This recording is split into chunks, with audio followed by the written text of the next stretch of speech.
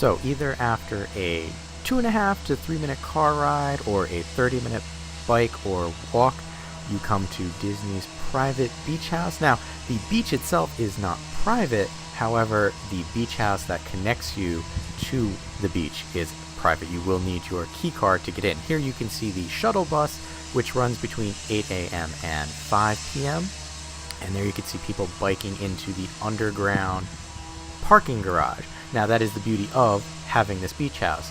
With your key card for the Disney Hotel, you have a place to park your car to get access to the 12-mile beach. Now, that is the thing. Parking for a place like this is premium. So having a place to park your car is really nice. However, there are plenty of other amenities that the Disney Beach House offers. You can see right here, while it is open from 8 to 8, the shuttle service will only run till 5. Now, you can see right there, you do need to swipe your key card in order to get into the Disney Beach House. Now, the beach house is broken up into several little areas. Over here on the right, you have a little splash pad. Just off to the right here, there's actually a ping pong, foosball, and pool table, as well as more seating so that you can have a place to stow your gear. Or if you don't want to go into the pool or splash pad or down to the beach, you have something else that you can do here. So a little more view of the other amenities at your disposal.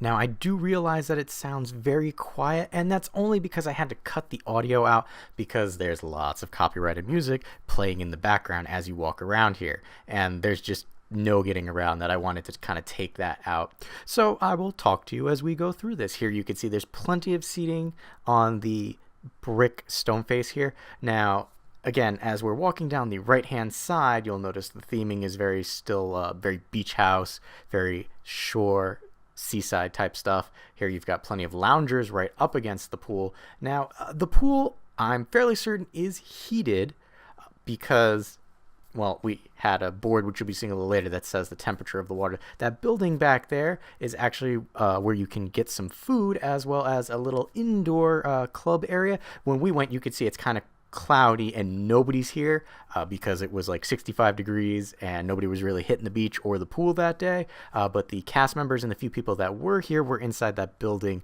on the left. They do offer quick service food, so that's a place that you can go for that.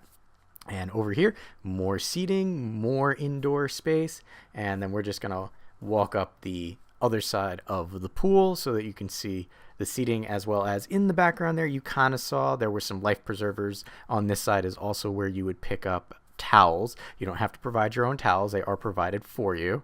And there's just another angle of the pool, which is a decent sized pool. Again, it's like 4 feet at the deepest, so if you can't swim and you're a taller person, you don't really have to worry that much.